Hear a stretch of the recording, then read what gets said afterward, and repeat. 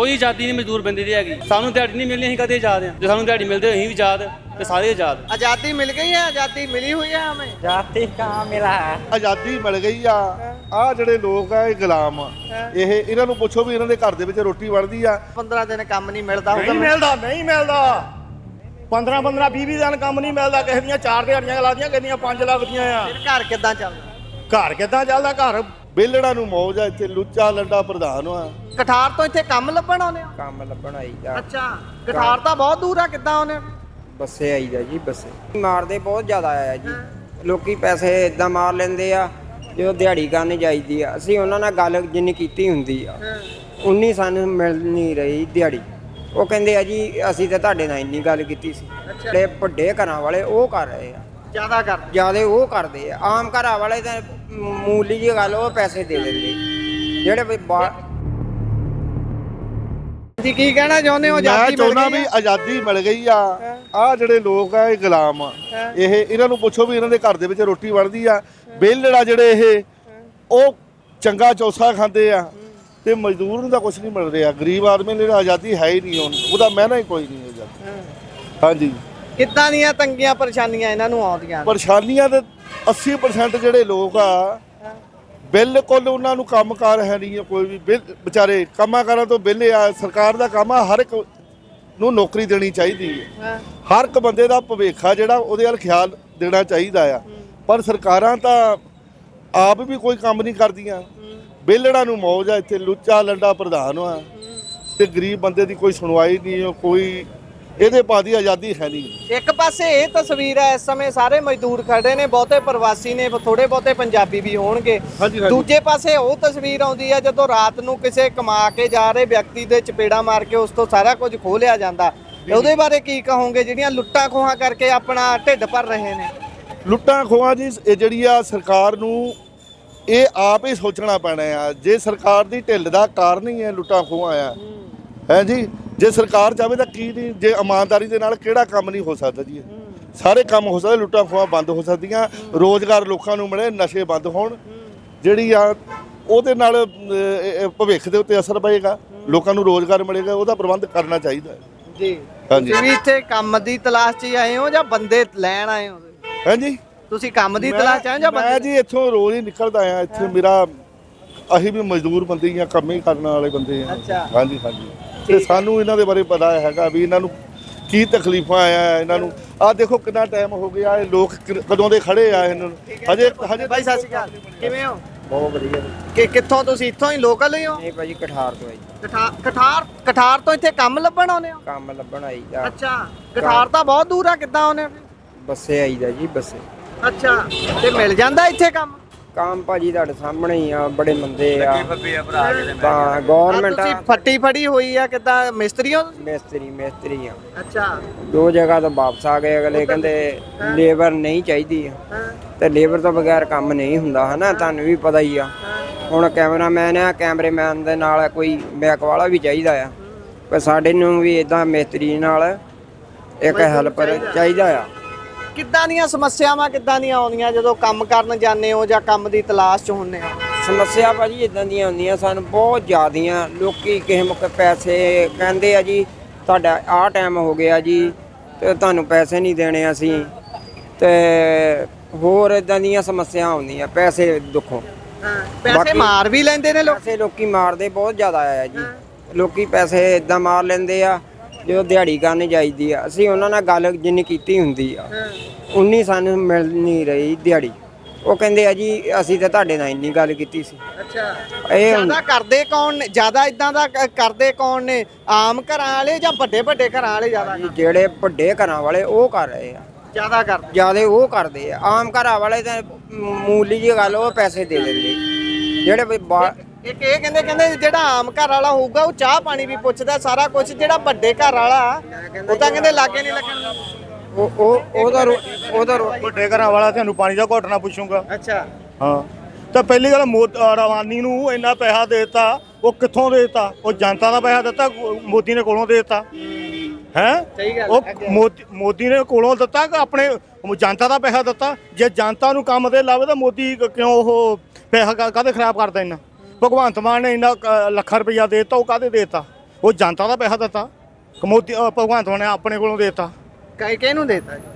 ਆ ਜਿਹੜੇ ਹੁਣ ਜਿੱਤ ਕੇ ਆਏ ਆ ਜਾਂ ਹੋਰ ਵੀ ਕੰਮ ਕਰਦੇ ਆ ਉਹਨਾਂ ਨੂੰ ਪੈਸਾ ਇੰਨਾ ਅੜਾਈ ਜਾਂਦਾ ਤੋ ਕਿੱਥੋਂ ਕਿਹਦਾ ਪੈਸਾ ਦਿੰਦਾ? ਜਨਤਾ ਦਾ ਦਿੰਦਾ ਪਿਆ। ਤੁਸੀਂ ਚਾਹੁੰਦੇ ਹੋ ਕਿ ਇਹ ਮਜ਼ਦੂਰਾਂ 'ਚ ਵੰਡਿਆ ਜਾਣਾ ਚਾਹੀਦਾ ਜਾਂ ਮਜ਼ਦੂਰਾਂ ਨੂੰ ਰੋਜ਼ਗਾਰ? ਮਜ਼ਦੂਰਾਂ ਨੂੰ ਕੀ ਆ, ਮਜ਼ਦੂਰ ਦਾ ਰੋਜ਼ ਪਹਿਲੇ ਮੁੜਕਦੇ ਆ, ਮਹੀਨਾ ਕਿਸੇ ਨੂੰ ਕੰਮ ਹੀ ਨਹੀਂ ਮਿਲਦਾ। 15 ਇਦਾਂ ਕਦੀ ਹੁੰਦਾ ਹੈ ਵੀ ਵੈਸੇ ਇਹ ਤਾਂ ਮੈਂ ਨਹੀਂ ਮੰਨਦਾ ਵੀ 15 ਦਿਨ ਕੰਮ ਨਹੀਂ ਮਿਲਦਾ ਹੋਊਗਾ। ਨਹੀਂ ਮਿਲਦਾ 15 20 ਦਿਨ ਕੰਮ ਨਹੀਂ ਮਿਲਦਾ। ਕਿਸੇ ਦੀਆਂ 4 ਦਿਹਾੜੀਆਂ ਲਾਦੀਆਂ, ਕਿਸੇ ਦੀਆਂ 5 ਲੱਗਦੀਆਂ ਆ। ਫਿਰ ਘਰ ਕਿੱਦਾਂ ਚੱਲਦਾ? ਘਰ ਕਿੱਦਾਂ ਚੱਲਦਾ? ਘਰ ਬੰਦਾ ਉਸ ਹਿਸਾਬ ਨਾਲ ਖਰਚੇ ਕਰ ਲੈਂਦਾ ਆ। ਅੱਛਾ ਤੇ ਬੱਚਿਆਂ ਦੀ ਫਿਰ ਪੜ੍ਹਾਈ ਦਾ, ਘਰ ਦਾ ਦਬਾਅ ਦਾਰੂ, ਕੋਈ ਹੋਰ ਸਮੱਸਿਆ ਆ ਜਾਂਦੀ ਹੈ, ਉਹ ਕਿੱਦਾਂ ਚੱਲਦਾ ਸਾਰਾ? ਉਹ ਉਧਾਰ ਯਾਰ ਦੁਕਾਨਦਾਰ ਨੇ ਉਧਾਰ ਕਰਨਾ, ਅੱਜ ਕਰਨਾ ਤੇ ਪਰਸੋਂ ਚੌਥ ਨੂੰ ਦੇਣਾ ਤਾਂ ਉਹਦਾ ਦੇਣਾ ਪੈਣਾ ਹੀ ਆ। ਅੱਜ ਨਹੀਂ ਤੇ ਕਿਸੇ ਤੋਂ ਫੜਿਆ ਪੈਸੇ ਦੇਣੇ ਪੈਣੇ ਹੀ ਆ। ਤੇ ਆਜ਼ਾਦੀ ਦਿਹਾੜਾ ਮਨਾ ਰਹੇ ਆ ਅੱਜ, ਤੇ ਮੰਨਦੇ ਹੋ ਮਜ਼ਦੂਰ ਦੀ, ਆਮ ਵਰਗ ਦੀ ਆਜ਼ਾਦੀ ਹੋ ਗਈ? ਨਸ਼ੇ ਦਾ ਗਵਰਨਮੈਂਟ ਆਪ ਵੇਚਦੀ ਆ।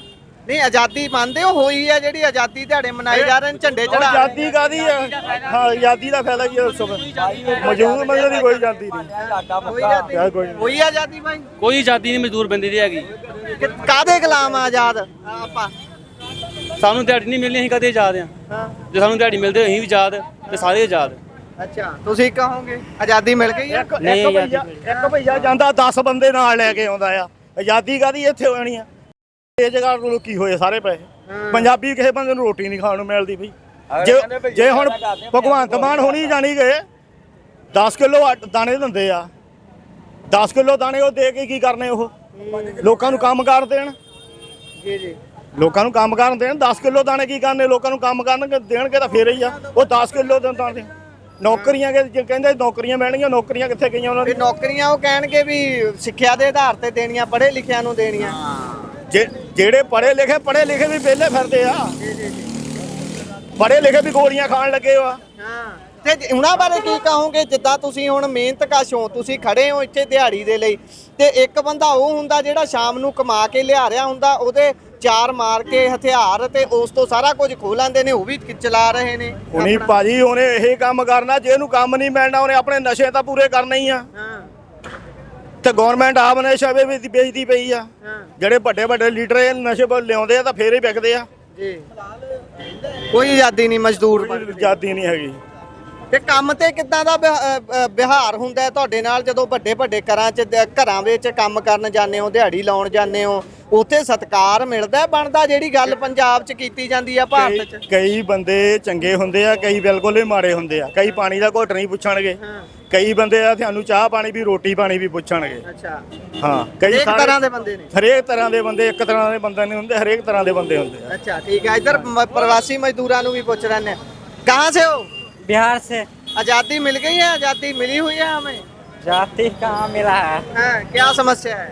समस्या क्या है? बहुत बड़ा समस्या है। काम कुम लगता नहीं है। हाँ। बेले रहते हैं। 10 दिन 15 दिन ऐसे होता है कि छुट्टी भी हो जाता है, और ठेकेदार भी ऐसा होता है कि कोई पैसा भी लेके भाग जाता है। पैसे भी नहीं मिलते? और नहीं मिलता है। अच्छा आ भी काम ठेकेदार वाला भी ਹੁੰਦਾ? ਠੇਕੇਦਾਰ ਪੈਸੇ ਲੈ ਕੇ ਭੱਜ ਜਾਂਦੇ ਆ? ਠੇਕੇਦਾਰ 300 ਰੁਪਈਆ ਦਿਹਾੜੀ ਦਿੰਦੇ ਆ। 8 ਘੰਟੇ ਤੇ 9 ਘੰਟੇ ਕੰਮ ਕਰਾਉਂਦੇ ਹੈ ਤੇ 300 ਜੇ ਦਿਹਾੜੀ ਹੁੰਦੀ ਕੋਈ? ਦੱਸੋ ਪਹਿਲਾਂ।